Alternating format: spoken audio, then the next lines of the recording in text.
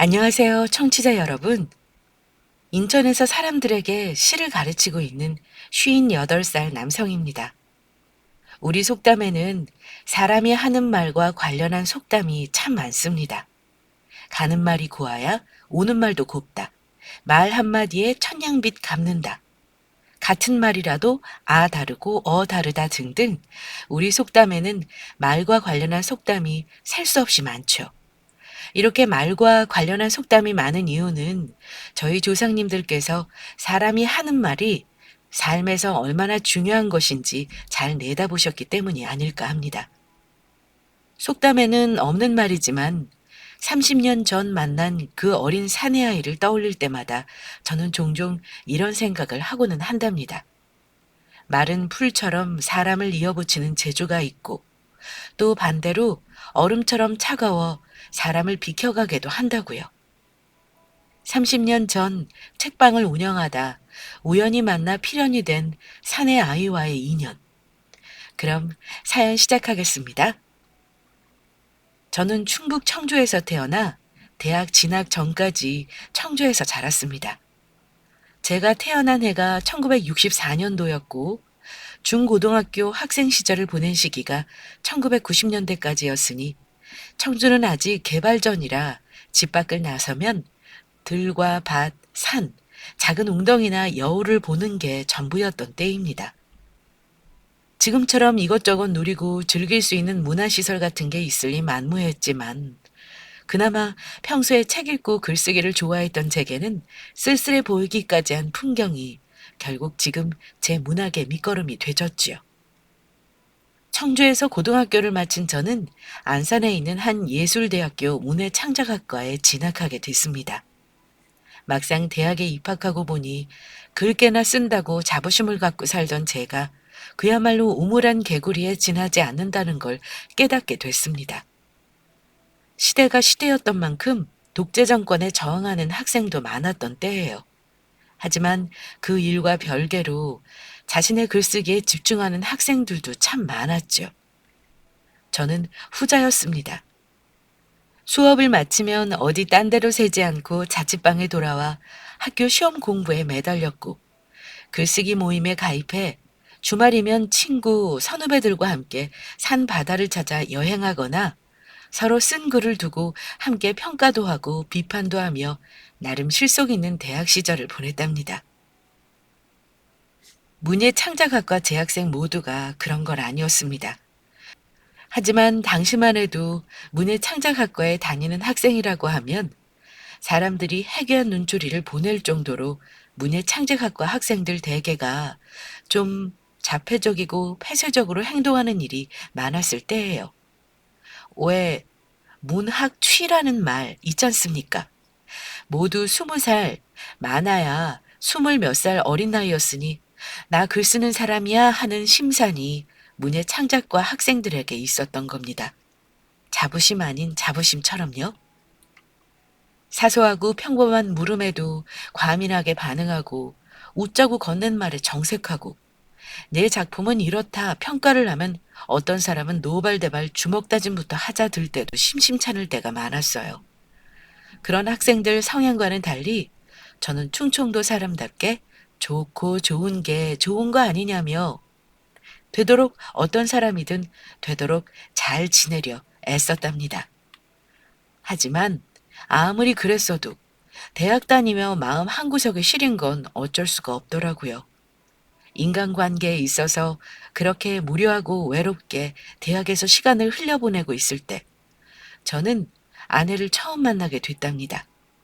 아내는 저와 다른 극작과에 다니고 있던 학생이었어요. 나이는 같았고요. 대학 졸업을 앞두고 문예창작과 극작과 학생들끼리 모여 졸업 여행차 경주로 여행을 간 적이 있었어요. 아내는 다른 학생들과는 다르게 웃음이 많고 말도 곧잘하는 사람이었답니다. 그 속내는 잘 알 수 없지만 적어도 아내는 다른 학생들처럼 과민하지도 않았고 또 되도록 다른 사람들에게 친절하고 공손하게 대하려 애쓰는 사람이었죠. 그런 아내의 모습에 자연스럽게 저는 끌릴 수밖에 없었고요. 대학 졸업 전에 연애를 시작한 저희는 4년 연애 끝에 좀 이른 나이인 27살에 청주에서 식을 올리게 됐답니다. 결혼식장에 들어가기 전까지 참 많은 일들이 있었어요. 가정 형편이 넉넉하지 않았던 저는 군 제대 후에 계속해서 글을 쓰기 위해 공사장 인부, 배달 일 등을 하면서 생계를 이었고 남은 시간은 모두 글을 쓰는데 보냈답니다. 한 3년 시만 읽고 썼죠. 군대에 나가서도 훈련 시간 정해진 일과 수행, 밥 먹고 잠자는 시간을 제외하고 모두 시를 읽고 쓰는데 보냈죠. 그렇게 한 공부만 성을 다해 하다 보니 운이 좋았던지 저는 군복무를 마치고 얼마 안 있어 한 문예 잡지에서 신인상을 받고 문단에 나오게 됐답니다. 아내는 천성적으로 글을 참 잘 쓰는 사람이었어요. 제가 군대에 나가 있는 동안 아내도 저와 마찬가지로 열심히 소설을 썼고 제가 신인상을 받을 때쯤 아내도 한 유명 신문사를 통해 소설가로 데뷔하게 됐답니다. 아내와 연애하는 4년이라는 긴 시간 동안 저는 아내가 꽤 잘 사는 집안 딸인 줄로만 알고 있었어요. 하지만 결혼하고 얼마 안 있어 아내가 아내 명의로 인천에 책방을 내기까지 저는 아내가 그렇게 잘 사는 집안 딸인 줄은 상상도 못하며 지냈답니다. 장인어른께서는 서울에 있는 한 유명 대학에서 국어 국문을 가르치는 정교수셨죠. 하지만 사람들 앞에서 대학 교수니 지식인이니 어쩌고 외식하는 걸 싫어했던 장인어른은 상견례 때째조차 그저 작은 회사에 다니는 사람이라 말씀하셨을 뿐이었거든요. 장모님은 장인어른을 내조하는 차분하고 점잖은 분이셨고요. 식을 올리고 인천에 마련한 책방은 말이 아내 가게였지. 실은 제 가게나 다름없었답니다. 아내는 대학원에 진학해 공부하기에 여념이 없었고 책방 일이라고 해봐야 주말에 한두 번 인사실에 들러 허드렛 일 조금 하거나 저와 이러저런 농이나 주고받으며 시간 때우는 게 다였답니다.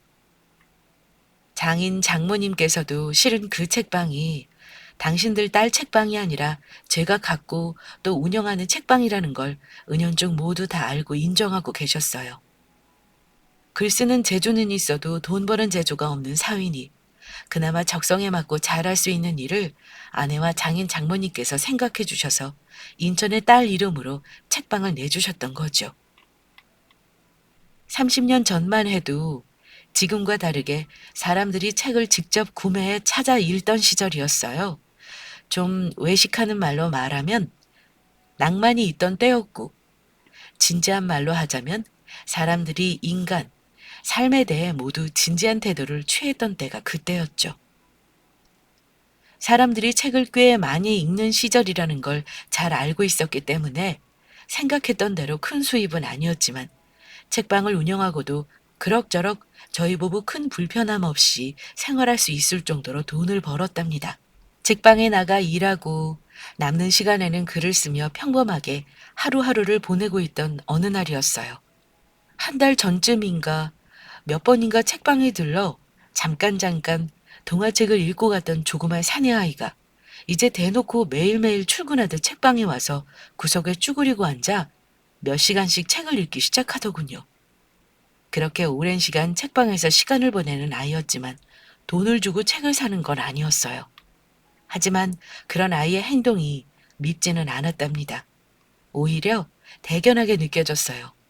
왜 그 나이쯤 10살, 11살 먹은 사내 아이들은 학교 운동장에서 미끄럼틀을 타거나 정글짐을 오르내리며 시간 보내기에 바빴거든요.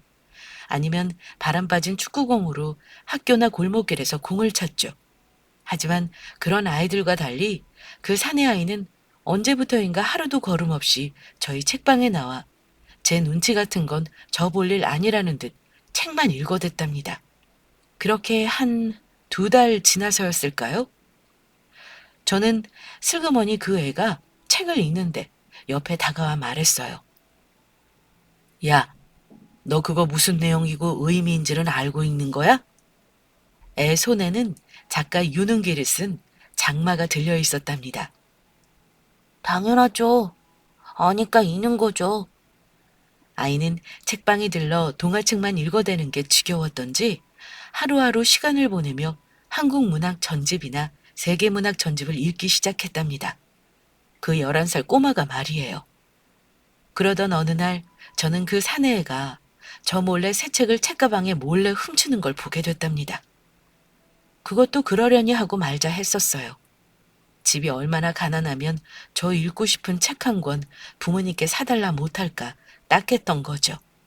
그리고 또 그런 아이를 생각하자니 애한테 뭐라 해야, 그리고 또 그런 아이를 생각하자니 애한테 뭐라 말해야 할지 입이 떨어지지 않더군요.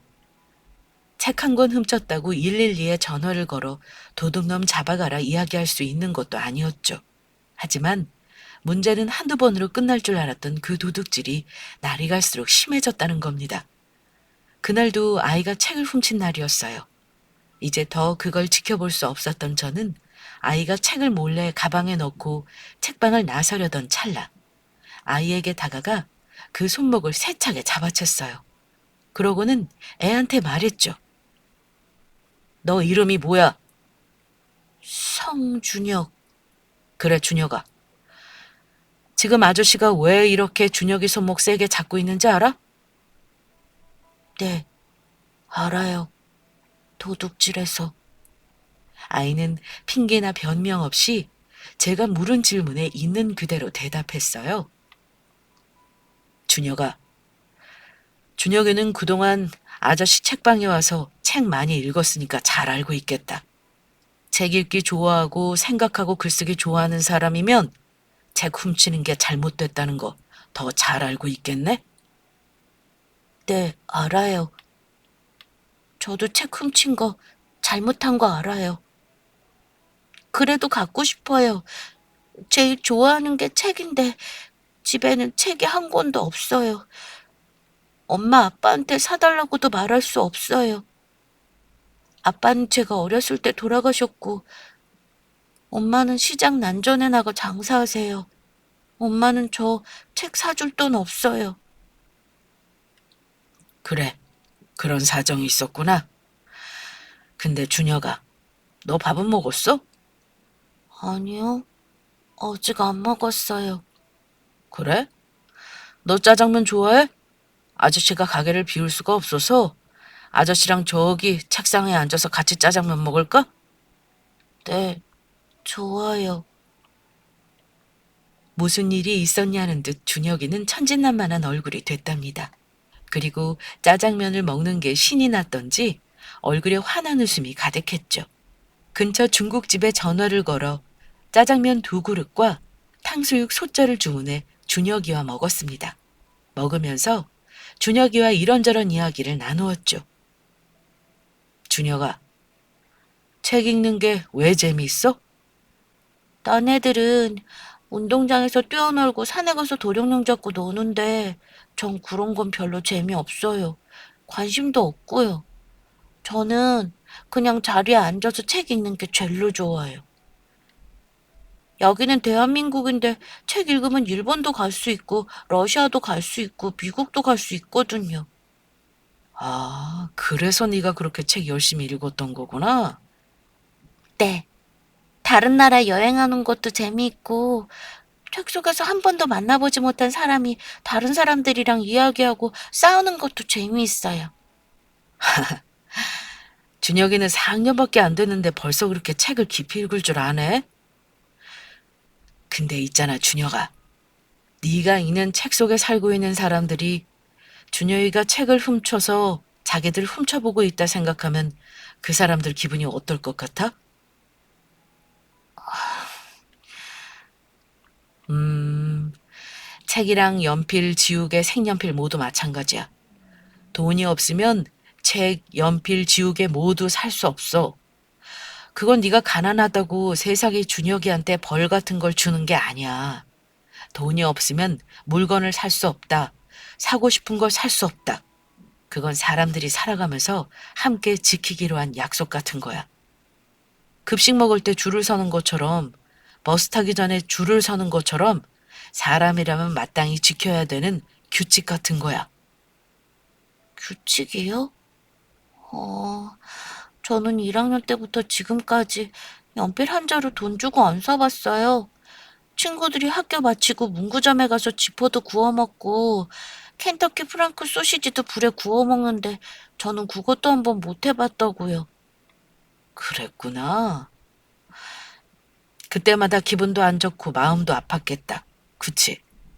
하지만 잘 생각해봐, 준혁아. 네가 갖고 싶은 연필을 못 갖는다고 연필을 훔치고 먹고 싶은 쥐포, 켄터키 프라이크 소시지 못 먹는다고 다른 친구들 돈이나 선생님 돈을 훔쳐서 연필 사고 사 먹고 싶은 거 사 먹고 나면 네 기분이 어떨 것 같아?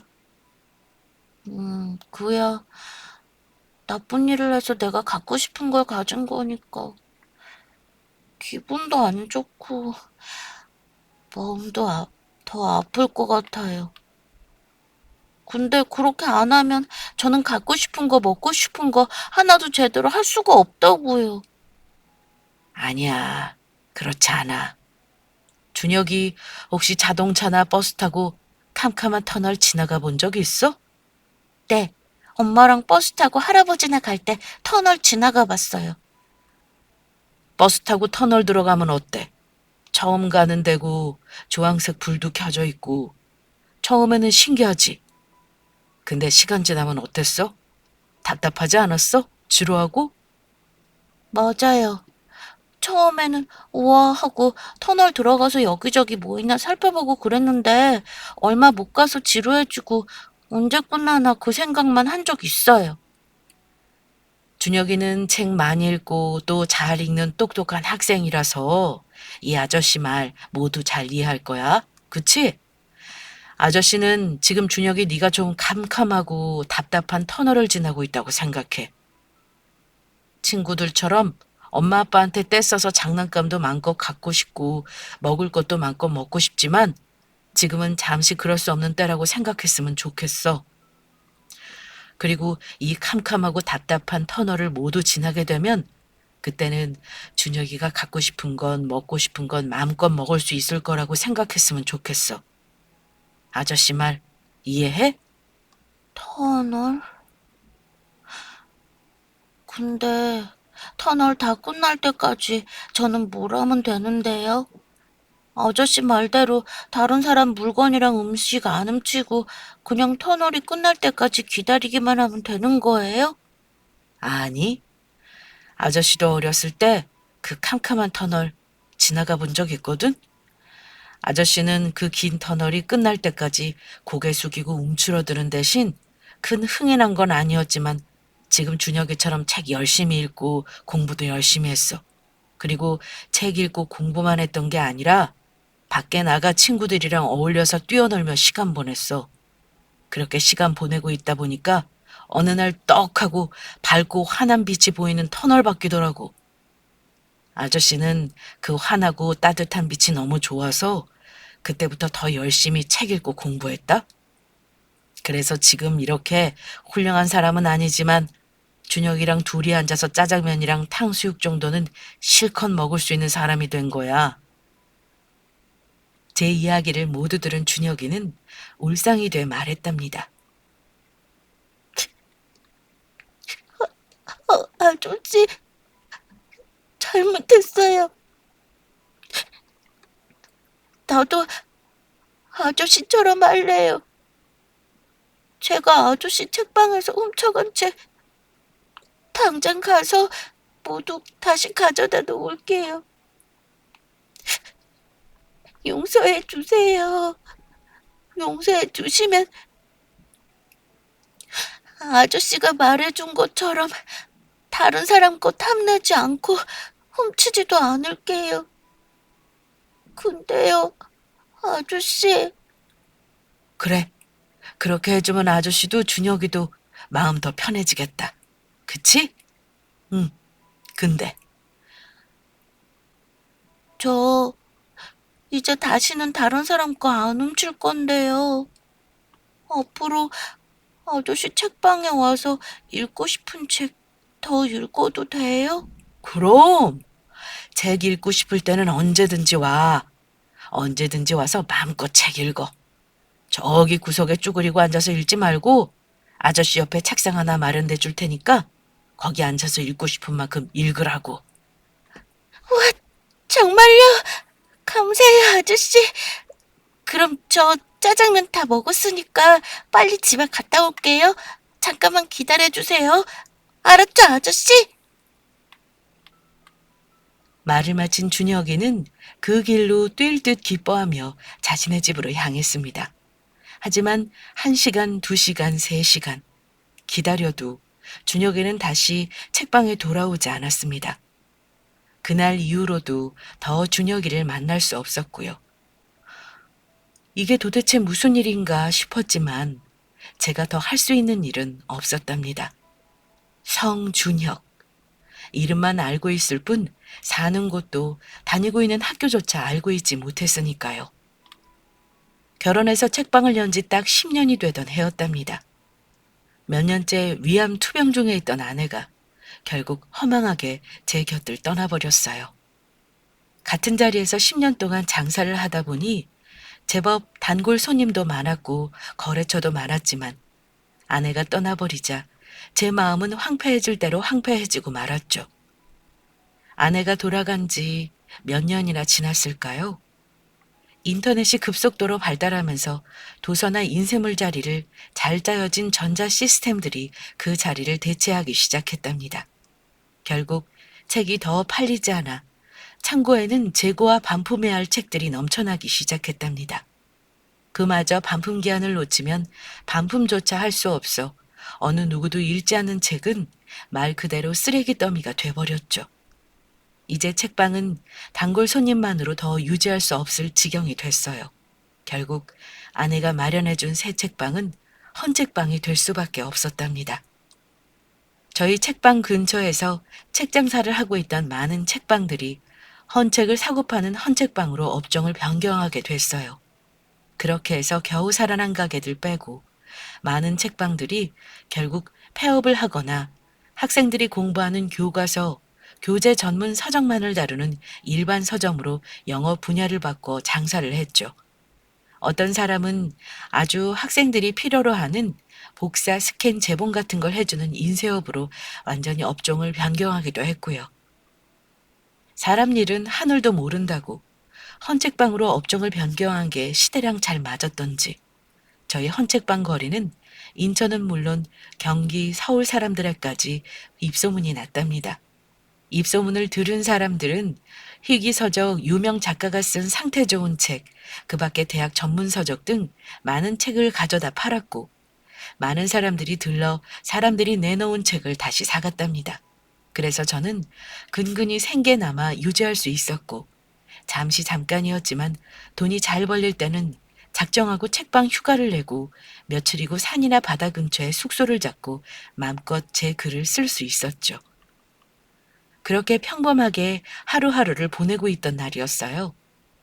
저녁 때 속이 좋지 않아 화장실에 가 대변을 보는데 변에 웬 시뻘건 피가 묻어나왔답니다. 점심에 먹은 튀김 요리가 잘못됐구나 하고 말았는데 그날 이후도 몇 번 더 피가 섞인 변을 봤죠. 또 규칙적으로 아침이면 보던 변이었는데 변비가 심해지고 어떤 때는 느닷없이 설사를 쏟기도 했죠. 그렇게 한 2개월 보냈을까요? 변비, 설사, 변에 피가 섞여 나오는 건 물론이고 이제는 아예 없던 통증이 항문 근처에서 극심하게 일어나기 시작했지 뭔가요. 2달 사이 체중이 10kg 가까이 빠졌답니다. 피로감은 나날이 계속됐고요. 계속되는 피로에 어느 날은 책 5권을 2손으로 옮기는데 진땀을 빼야 할 정도였답니다. 저는 더 지켜보고 있을 수만은 없어 먼저 동네 내과에 찾아갔어요. 제 증상을 들은 의사는 내과 질환보다 항문 질환이 의심된다면서 더 큰 병원 대장학문외과에 찾아가 보라 했습니다. 이후 저는 근처에 있는 한 종합병원에 가서 진료를 받았고 정밀검사 결과 끝에 직장암 3기 판정을 받고 말았습니다. 의사는 직장암 3기 생존율이 30%에서 60%밖에 되지 않는다면서 항암 화학요법, 방사선 치료와 더불어 추가로 수술이 필요하다 말했습니다. 하지만 제게는 병원비나 수술비를 감당할 만한 돈이 있던 때가 아니었어요. 고향에 계신 부모님은 연명하듯 하루하루 농사를 짓고 사시는 분들이었고, 아내가 돌아간 이후 장인 장모님과는 1년에 한두 번 안부차 통화할 뿐 아예 왕래 없이 지내고 있던 때였습니다. 그렇다고 제가 인간관계가 좋고 발이 넓은 사람도 아니어서 누구에게 돈 이야기는커녕 내가 지금 암에 걸려 고생하고 있다 말할 처지조차 되지 못했죠. 설상가상으로 어느 날인가부터 갑자기 책방 거리를 두고 재개발 사업을 하겠다는 소문이 동네에 돌기 시작했답니다. 물론 저희 책방거리 사람들이나 저희를 찾아주는 인천 사람들은 인천시와 대립했고요. 인천시는 주상복합 같은 걸 만들어서 구도심을 활성화하겠다 하지만 저희들은 인천 대표 문화거리라고 할 수 있는 역사 문화거리를 보존해야 한다는 입장이었죠.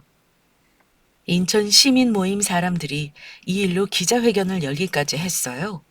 그만큼 저희에게는 책방거리에 존망이 걸린 중요한 문제였답니다. 사람들은 역사와 문화를 불도저로 밀어버리고 그 위에 흉측한 건물을 쌓아 올리려 한다. 인천시를 비난했죠. 이런 사정이 생기면서 인천 시민 모임 사람들이랑 저희 헌책방 사람들은 이후에 여러 문화 사업을 준비해 책방거리 지키기에 나섰어요.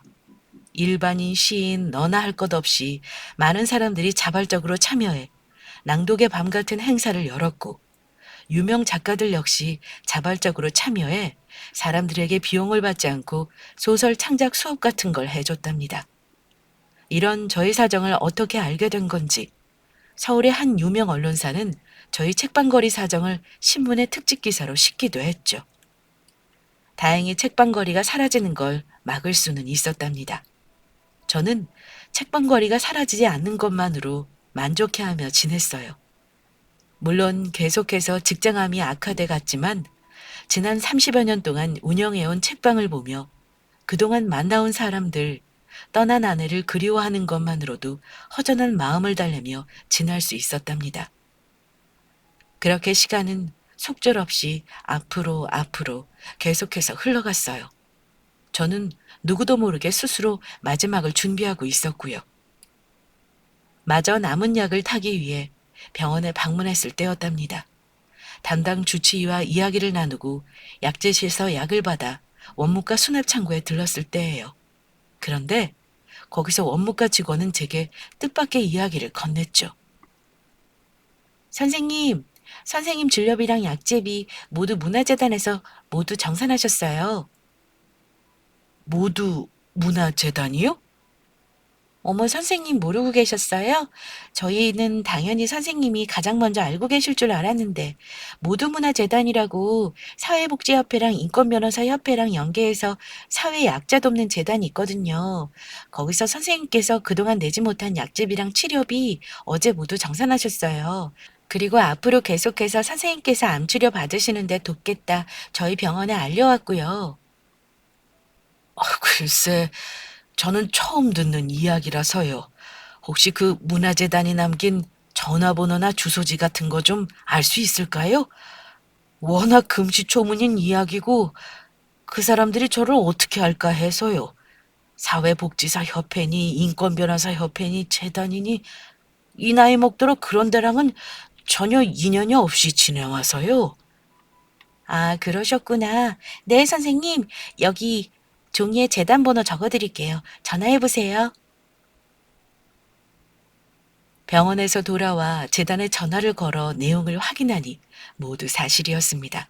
그 원무과 여직원 말대로 그 재단은 여러 사회단체와 협동으로 저희 책방거리 일대에서 어려움을 겪고 있는 이웃은 물론 저같이 위중한 병을 앓고 있는 사람들을 대상으로 후원금을 지급하는 사회공헌 사업을 펼치고 있다 밝혔습니다.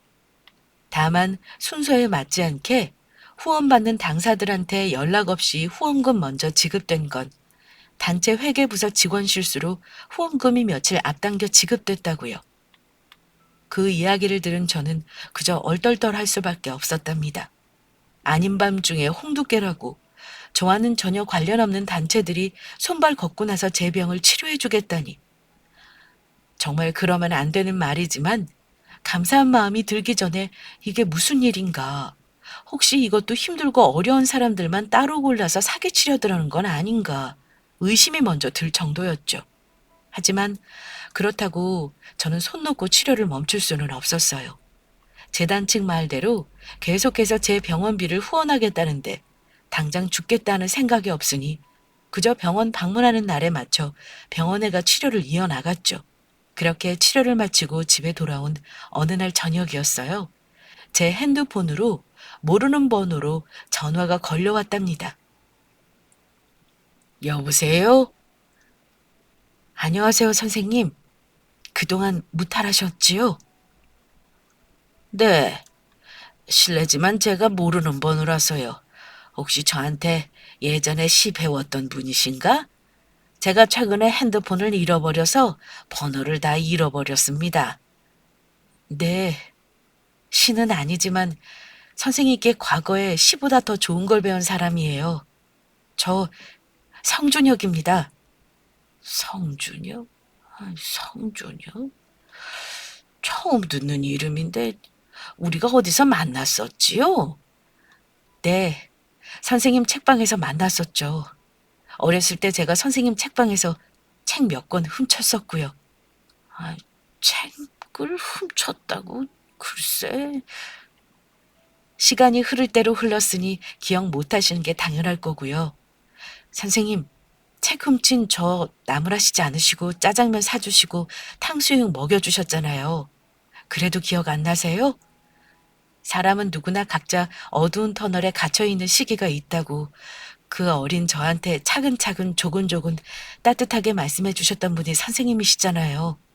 그 말씀 듣고 선생님 책방에서 훔친 책 모두 가져다 드린다고 나갔다가 그날 이후 더 뵙지 못했던 저, 저 준혁이에요, 선생님.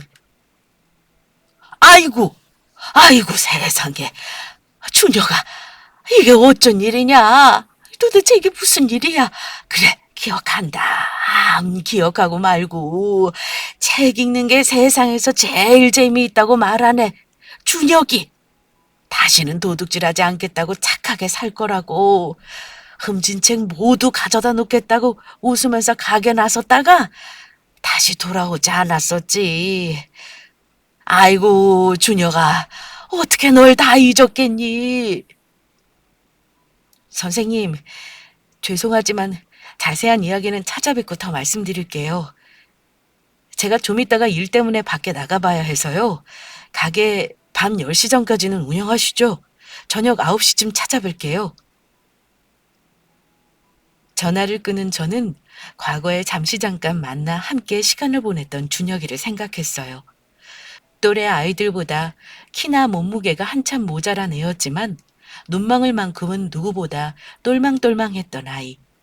따스하게 품어주고 싶었던 만큼 품에 안겨서 앞으로 절대 도둑질하지 않고 공부 열심히 하고 착하게 살겠다고 말했던 아이. 그 준혁이가 맞았습니다.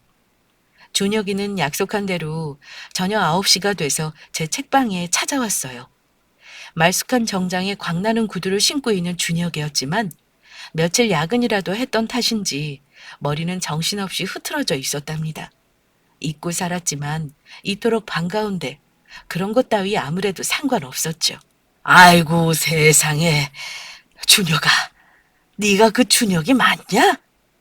네, 저예요. 그때 그 성준혁이요.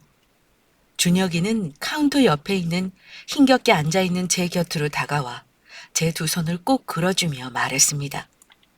그래, 네가 정말 준혁이가 맞구나. 그때 왜 그 길로 다시 오지 않았어? 아저씨가 얼마나 기다렸다고. 며칠이고 안 오나 참 너무 하염없이 기다렸었다고. 그때, 그때 사정이 있었어요, 선생님. 그래, 당연히 무슨 사정이 있었겠구나 했어. 한 보름 더 기다리다 나도 결국 포기하고 말았지만 다만 어디 다친 건 아닌지 집에 무슨 큰일이 일어난 건 아닌지 참 걱정 많았었지. 그날 선생님이랑 이야기 마치고 집에 돌아갔는데 집이 완전 난리였어요. 어머니는 무슨 일 때문에 그러신 건지 아주 기절하다시피 하셔서 바닥에 드러누워 어쩔 줄 몰라 하시고 하나 있는 여동생은 주저앉아 엄마 엄마 하며 악쓰며 울고 있었죠. 그래, 그랬었구나. 무슨 일이라도 있었던 거야? 네. 어머니 남동생이 집 근처에 있는 목공소에서 일하셨어요. 근데 그날 점심에 목공소에서 화재가 났었더라고요. 다른 사람들은 다 목공소에서 빠져나왔는데 제 외삼촌만 빠져나오지 못하셨고 그만 전신화상을 입은 채로 발견되셨대요. 어머니는 서울에 있는 화상 전문병원에 전화를 받고 그 자리에서 혼절하셨던 거고요. 저런 그런 큰일이 있었구나. 그래서 네가 못 돌아왔던 거고? 네. 정신이 드셨던지 어머니는 여동생을 어머니 친구분에게 맡기고 곧장 저를 데리고 서울에 있는 병원으로 가셨어요. 집 나올 때 어머니가 속옷이랑 세면도구 챙기라고 해서 무슨 말씀인가 어리둥절해 하면서 가방에 간단히 짐 챙겨 어머니를 따라 나섰죠. 병원에 도착했는데 외삼촌 얼굴은 며칠 동안 볼 수도 없었어요. 화상이 심해서 중환자실에서 오늘 내일 한다고 했거든요. 다행히 위기 넘기고 구사일생으로 살아남은 외삼촌이셨지만 그 뒤로도 며칠 더 중환자실에 입원해 계셨고요. 그래. 그래서 외삼촌분은 좀 괜찮아지셨고? 아니요. 그 사고 뒤로 병원에서 꼬박 1년 가까이 더 치료받으셨어요. 위급할 때 당장 병원에 가야 해서 어머니가 있는 돈 없는 돈 모두 모아서 병원 근처에 외삼촌 지낼 방을 얻으셨어요. 어머니는 계속해서 외삼촌 병원비를 대셔야 했어요. 그래서 그날 그 사건이 있고 얼마 뒤에 어머니는 인천에 여동생이랑 남아 더 장사하셨고 외삼촌을 돌볼 사람이 없어 저는 외삼촌이랑 함께 지내게 됐어요. 그랬구나, 그래. 얼마나 고생 많았니? 그렇게 큰일이 있었구나. 그래, 그럼 학교는 어떻게 했니? 네, 어머니가 어떤 수를 쓰셔서 전입신고를 해두셨던 건지 저는 그 뒤로 외삼촌이 돌아가실 때까지 2년 정도 영등포에 는 초등학교에서 학교 다녔어요. 그러고 외삼촌 돌아가시면서 얼마 안 있어 어머니 따라 외조부모님 댁인 강원도로 내려갔고요. 저도 다 잊고 살고 있었어요. 그러다 우연히 평소 잘 보지도 않던 신문 집어든 날이었는데 제가 살았던 동네, 제가 자주 가던 그 책방거리, 그 동네가 신문 특집 기사로 실린 걸 보게 됐어요. 좋은 소식이었다면 더 좋았겠지만 시민들 눈, 관광객들 눈 어쩌고 저쩌고 그 구실로 몇십 년 된 책방거리를 없애겠다니 그 기사를 다 읽고 나니 부하가 치밀더라고요. 근데 기사를 다 읽고 났는데 왠지 마음 한구석 어딘가가 너무 불편한 거예요. 그때 생각났어요. 아저씨가. 참, 그래. 그랬었구나. 이렇게 내가 너 다시 만나게 될 줄 누가 알았겠니? 하늘도 몰랐을 게야. 그래. 그 이후로는 잘 지냈고? 네. 그 뒤로 어머니 따라서 외조부모님 댁 내려가 강원도에서 고등학교까지 마쳤어요. 서울에 있는 법학대학에 입학했고 대학 졸업하고 절차대로 사법고시 쳤어요. 2년 걸려 합격했고 연수받고 나와 인권 변호사로 활동 시작했고요. 아저씨 책방도 아저씨 책방에서 책 훔친 것도 다시 돌아오겠다며 책방 뛰쳐나갔던 것도 모두 잊고 살았는데 아저씨가 그때 말씀해 주신 게 제 마음 깊이 새겨져 있었나 봐요. 대학 진학하고 연수원 연수 마칠 때까지 제 기억에 남아있는 거라고는 아침에 일찍 일어나서 새벽에 다시 잠들 때까지 공부한 것밖에는 없어요. 너무 터무니없는 이야기라서 아저씨가 믿으실지 모르겠지만 어떤 날은 점심밥 거른 것도 모르고 공부한 날도 있었어요. 그랬구나. 그래.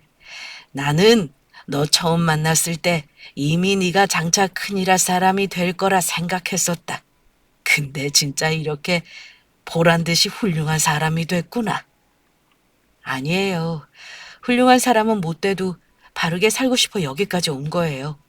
그래서 다른 일하는 것보다 사회적 약자라고 불리는 사람들, 장애인, 노인, 빈곤계층에 있는 사람들 인권 보호하고 억울하게 차별받는 사람들 돕는 인권 변호사로 지내게 된 거고요. 준혁이는 한 신문사 특집 기사를 본 뒤 마침내 저를 떠올리게 됐답니다. 하지만 일이 많이 바쁘던 때라 직접 저를 찾아오는 대신 함께 일하고 있는 사람들에게 부탁해 저희 책방 있는 지역에 무슨 문제가 있는 건지, 그리고 저와 준혁이가 처음 만난 책방이 여전히 운영되고 있는지, 제가 살아서 그 책방 주인으로 살고 있는지 알아봤다 했죠. 준혁이는 한 달에 걸쳐 저희 책방거리 사정이니 제 가게나 제 신원이니 같은 걸 모두 파악했다고 말해주더군요. 사회복지사 협회랑 인권변호사 협회, 인천시민모임, 한 문화재단 통해서 저희 책방거리가 재개발되지 않도록 문제를 사회에 공론화시키고 마침내 그날 그렇게 직접 저를 찾아왔던 거라고요. 이후 저는 계속해서 재단이 후원하는 후원금으로 수술비는 물론 앞으로 몇 번이 될지 모를 항암 치료 비용까지 모두 후원받을 수 있었답니다. 후원금 지급 내역에는 재단 이름 말고도 성준혁 1천만 원 적혀 있기도 했죠. 준혁이를 만나고 한 1년 지날 때였을까요? 마침내 저는 완치 판정을 받을 수 있었답니다. 다만 쇠할 대로 쇠한 몸 때문에 어쩔 수 없이 아내 준혁이 사람들과 함께했던 책방은 다른 사람에게 넘겨줄 수밖에 없었지만요. 그 일이 있은 이후 요즘은 지난 시간 떠올리며 이런 생각에 잠길 때가 종종 있어요. 그렇게 책 읽기 좋아하는 어린애가 책방 주인 몰래 책을 훔치면 책방 주인이 아이에게 뭐라고 말할까 하는 거죠. 모두가 다 그런 건 아니겠지만 보통 사람들이라면 저처럼 작고 사소한 말로 아이를 타일러 주었을 거예요.